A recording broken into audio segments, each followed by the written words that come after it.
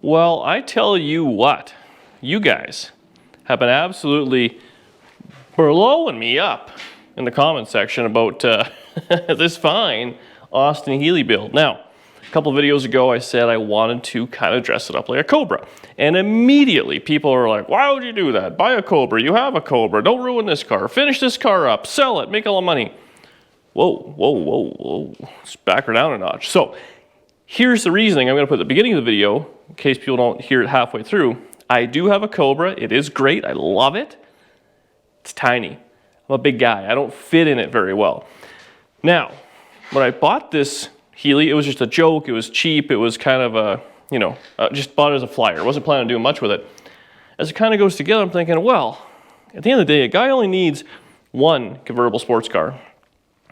These have a 5-inch longer wheelbase, so I would fit it a little better. The old long legs, eh? People were freaking out about if I shorten this. I got you, but I can only, the seat can only go so far back anyways, so there's a lot of room here to change if I did want to change this. People, I had said I wanted to put rectangular taillights on it. Wow, I get it. So they're like, you want to make a round car and then put, you know, rectangular taillights on it. I hear you. Just Google the rectangular taillight on a Cobra, man. They look fantastic. It's not a square. They have little rounded edges and stuff. I just find this ugly myself. Some people loved it. I dislike. So, and oh, one more thing now. So I pulled out a different set of wheels and tires. As much as I love these 31s, they're giant. And these are 28 tall skinnies, which are also giant. These are another set of daisies. Can you tell I like daisy wheels that I had kicking around? Now here's some different tire sizes. These are 315/60, which is like a 31 tall, 13 wide. These are 275/60s, which I believe were on, I don't know what. But that's basically a 28/10. And then this, I bought these a while ago. This is actually for my Cobra, and those are 295/50, so they're wider, but I think they're like a 26 tall. So for me, it's all about the look. How this thing is gonna sit in a stance is everything on a car. I mean, how it drives, I guess, is kind of important how it sounds, but if it looks stupid, and from my experience in kit cars can look very, very dumb. They look very kit car-y, you know? It's like, oh, it's a kit car. I'm not trying to hide what this is, but I think if some little bit of screwing around, you can maybe eliminate some of the kit car-iness. So that's a decent sized tire, yet it still doesn't quite fill the wheel well as much as I would have liked, but there's not a whole lot of options above that for a tire, unless we're going to a bigger size wheel.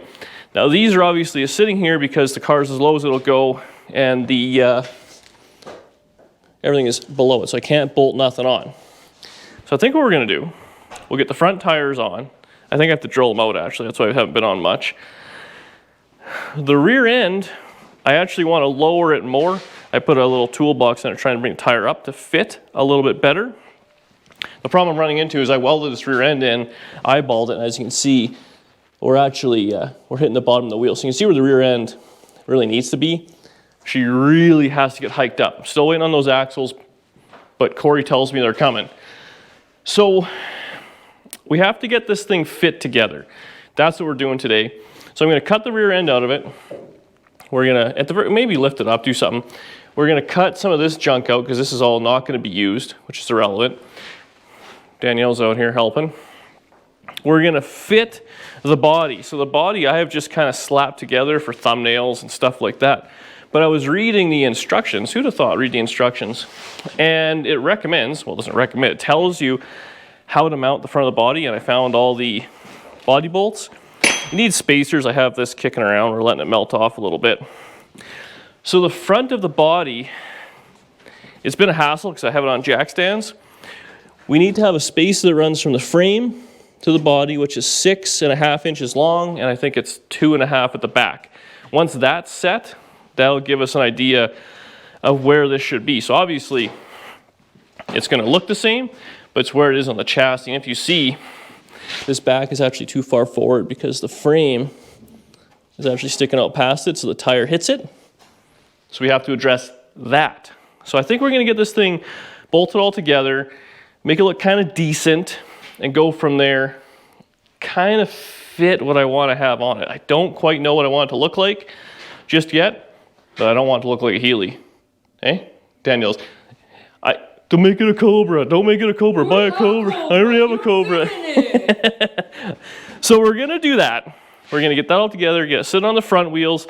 I'm gonna put some 4x4 blocks front to back, so that way whatever that wheel is sitting, we can have the back one, set our ride height, set the body, see where we want it, and then go from there. I think I also want to test fit the windshield, do a little messing around with it, see what it looks like, kind of slowly but surely pick away at it, make it look like a car. Also, it's going to be a roadster. Newsflash, it's a roadster. I'm not putting a top on it. I'm not putting side glass in it.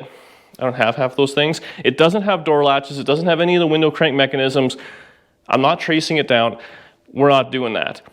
So, if there's not going to be a top here, we got to figure something out. That is what is going to be there if we don't have a top on it. This little jump seat looking area, which looks terrible. Right? Huh? Are you following me yet? Can you, they're just anger typing. It's not a Cobra. It's not a Cobra. I get it. It's not a Cobra, but it's going to be something else different. It's going to be like a DD Speed Shop Austin Cobra. It's not a bad name for it. But I'm going to take the back body off. Danny's going to help me real quick because that's what she's here for. We're going to cut some of this junk out. Maybe lift the rear end up. I don't know what we're going to do. We'll figure something out. It'll be a good time.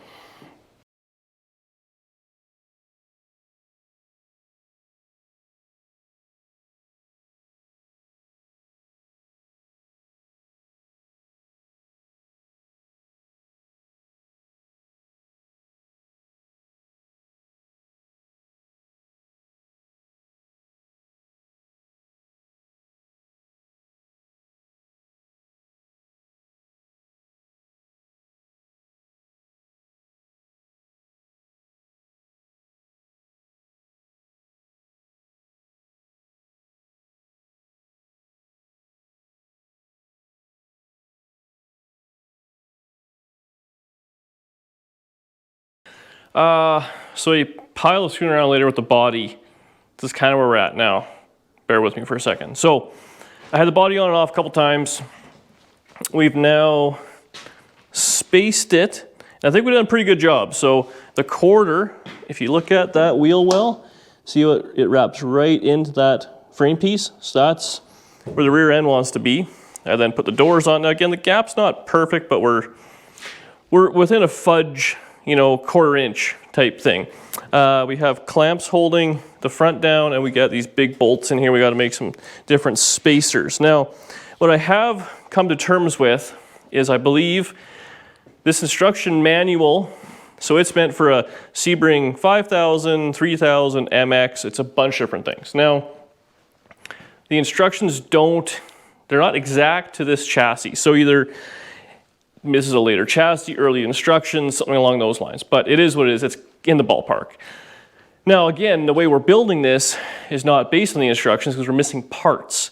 So all of this screwing around essentially is I want the body about where it's going to be so I can center up the rear end so when I make my tabs and all that, it's in the ballpark, which I think we are.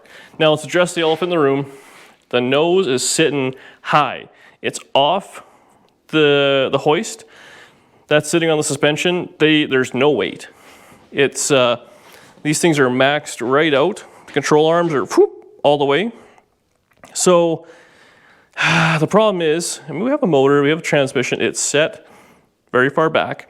Now, a couple people had mentioned we could flip these mounts around, move the motor forward. Absolutely correct. But I think the idea is to keep it far back for handling and, you know, keeping it a 50-50 weight bias. So I think that's probably where I want to keep it, but that can always be changed. Anyways, there's not a whole lot more weight that's going to go on the front of this thing to drop it down. I mean, there's a radiator and some steering and stuff like that, but it's a fiberglass car that weighs nothing. So I had these wheels on to fill the wheel well out. Like I said, I do have those. I had these on there and they look like training wheels on this thing. So this would be the Gasser-esque look. So you guys can let me know if this is kind of like, it's not quite doing it for me. Again, being a 275, That's a 28 10.5 tire. Would fit in there no problem.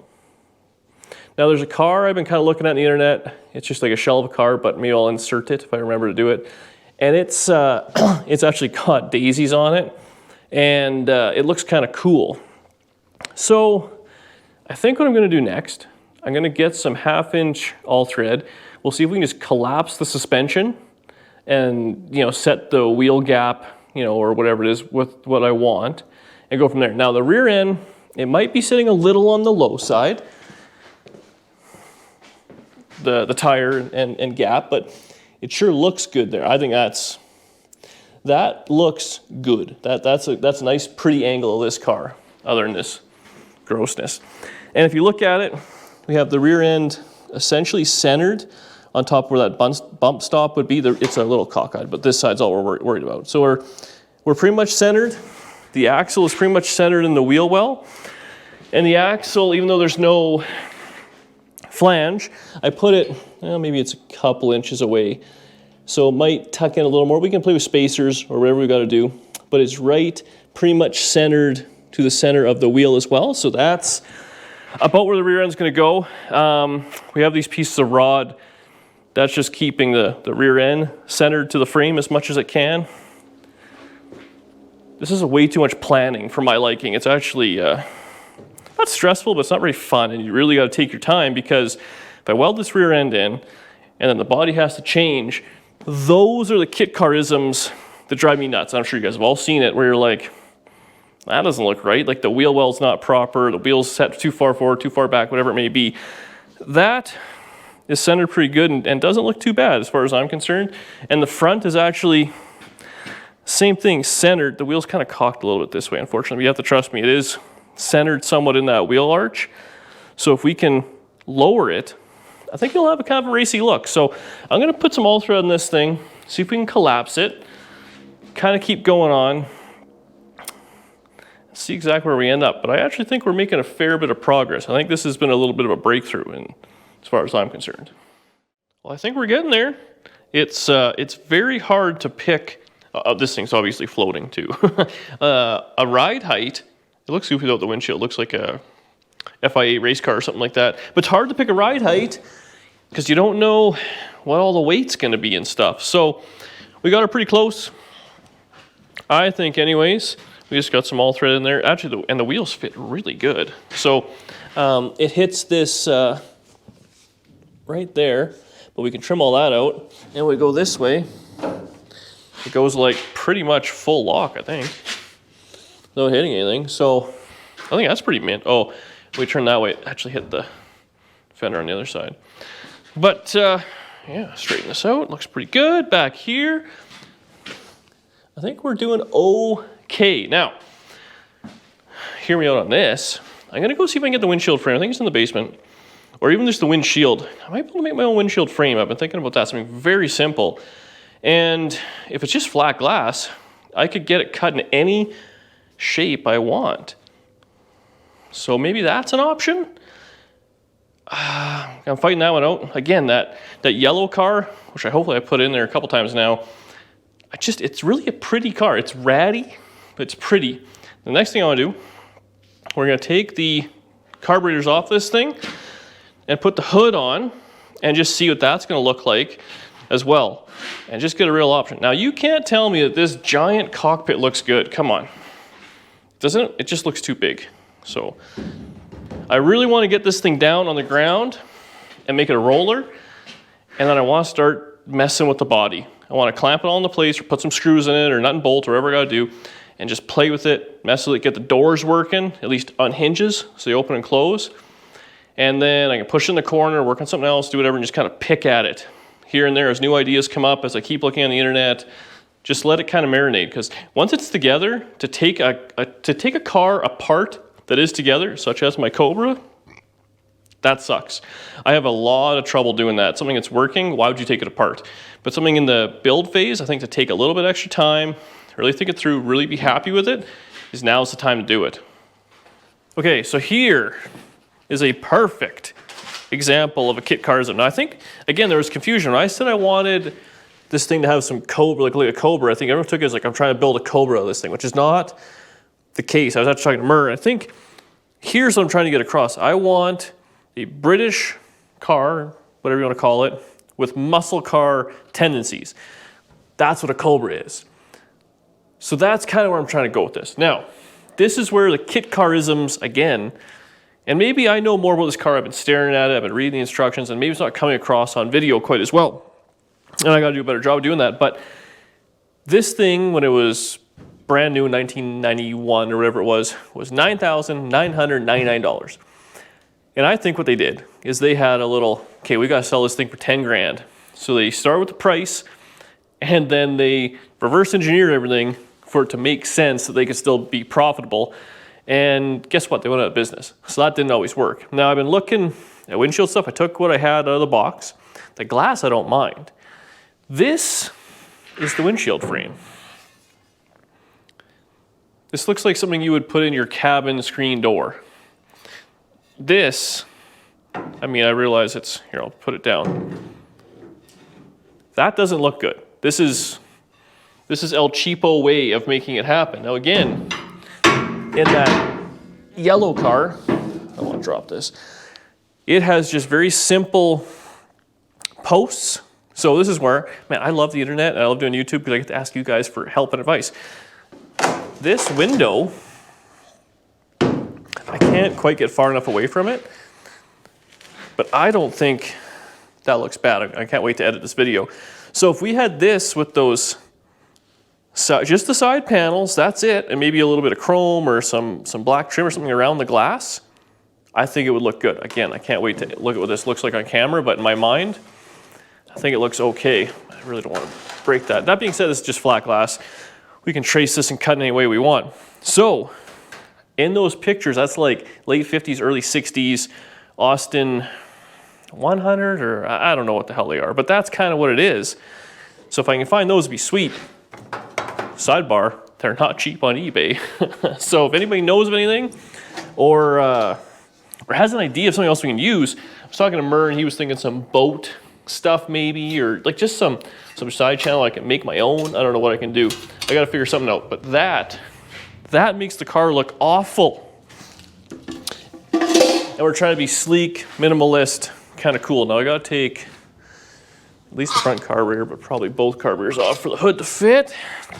Luckily I didn't bolt these down, just to kind of see what this is going to look like. Now again, there's supposed to be a little scoop on this, which I kind of like a proper hood scoop.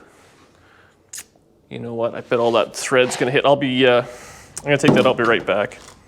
Gentle. Okay, we got the studs out.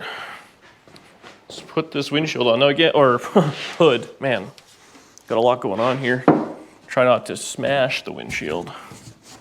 So this thing has a little kind of a front scoop deal. Ugh. Gentle.